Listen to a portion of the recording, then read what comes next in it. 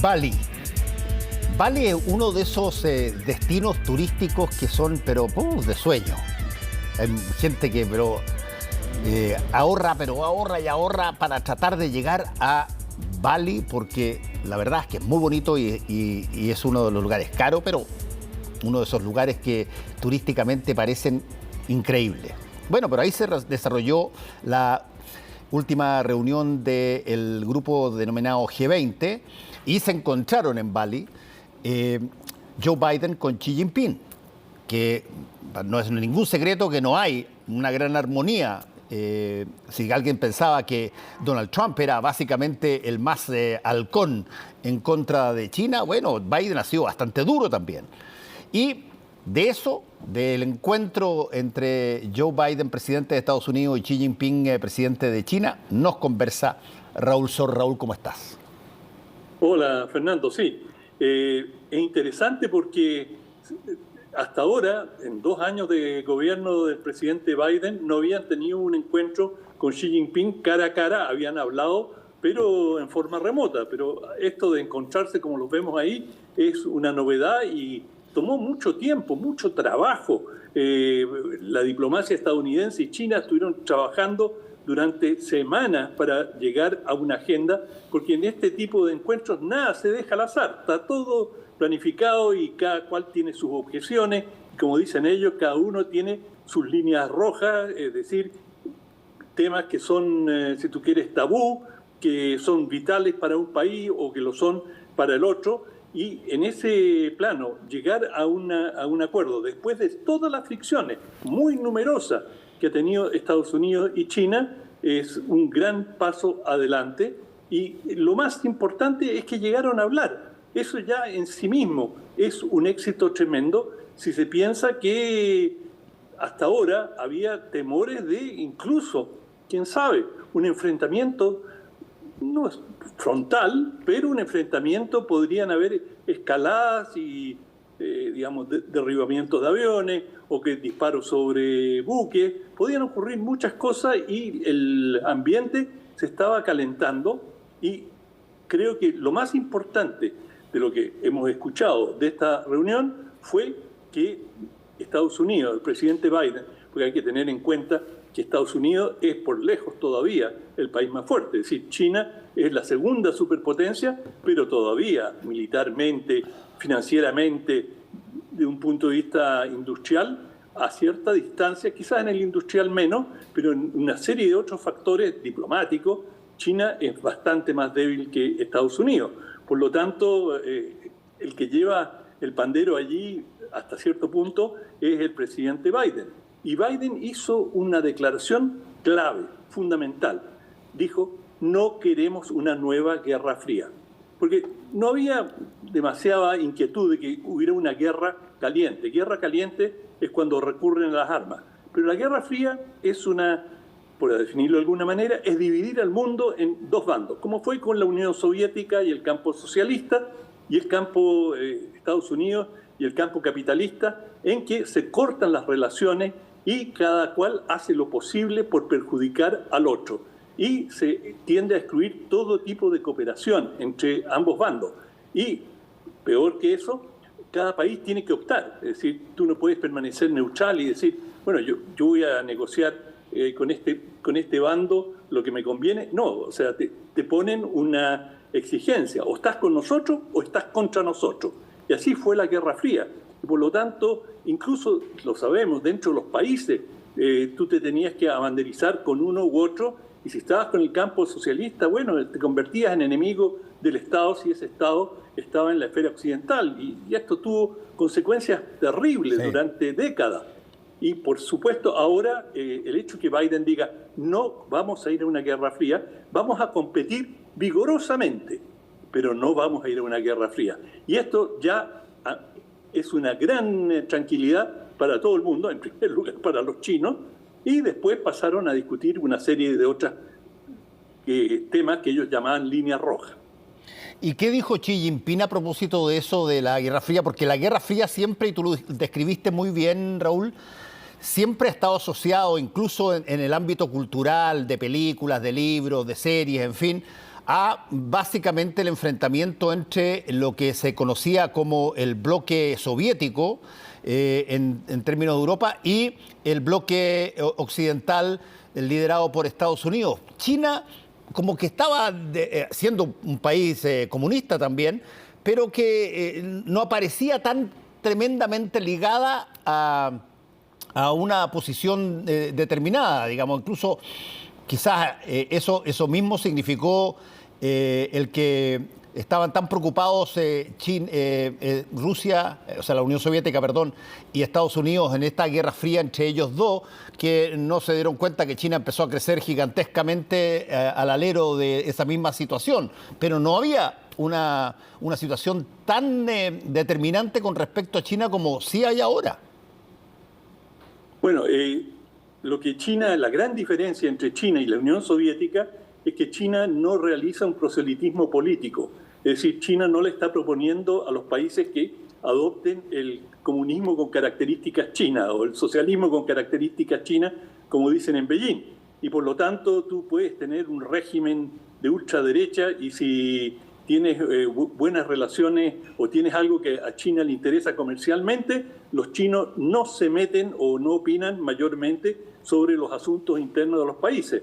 Y no están fomentando en ninguna parte procesos revolucionarios o de cambio como lo hizo durante mucho tiempo la Unión Soviética. Por lo tanto, Estados Unidos no siente que le están carcomiendo su queso, pero en términos comerciales, claro, China ha avanzado en forma cuántica y por supuesto que ha dañado los intereses y Estados Unidos ha respondido en forma atípica, pero por ejemplo en el campo computacional le ha vedado una serie de ventas de productos estadounidenses, semiconductores, le ha cerrado el acceso a semiconductores que son absolutamente vitales para el desarrollo de industrias muy importantes, le vedó la entrada a la Estación Espacial Internacional, dijo, puede entrar la Unión Soviética o Rusia, pueden entrar el que quiera, más o menos, pero China se queda afuera. Yo no le voy a traspasar ninguna tecnología a China y en forma creciente ha ido endureciendo su postura. Pero entre una competencia que, como dijo Biden, va a ser muy vigorosa, hay mucha distancia entre competencia y agresión mutua.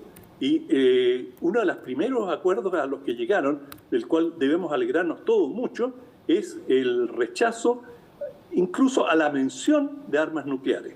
Es decir, tanto China como Estados Unidos, especialmente Estados Unidos, tiene un gran arsenal nuclear. China tiene uno relativamente modesto en relación a Estados Unidos, pero ambos condenaron implícitamente, porque China no condenó de manera alguna a Rusia, con la cual mantiene relaciones cálidas, no diría que calurosas, pero tibias. No condenó para nada la invasión a Ucrania, pero sí, de pasadita, ambos países coincidieron en que era una irresponsabilidad la mera mención a armas nucleares, que eso es un tabú y que no deben mencionarse. Y dicho sea pasado, Fernando, con el más elemental sentido común, es increíble que Putin haya jugado con este tema y sin haber dicho explícitamente que va a usar armas nucleares, recordó que las tenía, que si se veía en aprieto, no vacilaría en recurrir a todos sus recursos, es decir, a buen entendedor, pocas palabras, y en ese plano creo que Xi Jinping y Biden tienen toda la razón de pegarle un coscacho y decir, mira, esto está fuera de las reglas del juego. Oye, sí, pero voy a poner una coma ahí. Sí, pero no hay que olvidar que buena parte de las disputas que han tenido Estados Unidos con China, es cierto, tienen que ver con que son superpoderes y ambos son poderes nucleares y todo lo que tú quieras, pero sobre todo son competidores económicos muy fuertes. Y básicamente ha habido ahí un encubrimiento de esta pelea económica, esta pelea que significa de que China se convierte muy rápidamente en la maquila de todos los países para prácticamente todos los productos, a precios muchísimo más bajos, y eso es un tema que tú lo puedes maquillar o lo podés edulcorar con situaciones políticas, pero es básicamente un tema económico. ¿Cómo tú enfrentas a un gigante que, bueno, por la condición de gobierno dictatorial que tiene, puede pagar sueldos menores y puede por lo mismo ofrecer precios que no tienen ni una posibilidad de competir? Es cierto, pero eso es la competencia. Es decir, ¿quién produce mejores productos a menor precio? Y durante mucho tiempo la estrategia de muchos países occidentales fue ir a instalarse a China y producir con las condiciones de China, y ahora han llegado a la conclusión de que se ha producido una cierta desindustrialización en sus países, porque al final esa es la teoría de la libre competencia. O sea, claro, Estados Unidos ha llevado a la Organización Mundial de Comercio y ha denunciado a China, pero también los chinos han denunciado a Estados Unidos por competencia desleal. Digamos, Estados Unidos no es ajeno a la utilización de este tipo de trucos, y por supuesto todos los países tratan de obtener ventaja. Pero el tema más álgido, el que los ha llevado más cerca de un conflicto, de una guerra caliente, es Taiwán.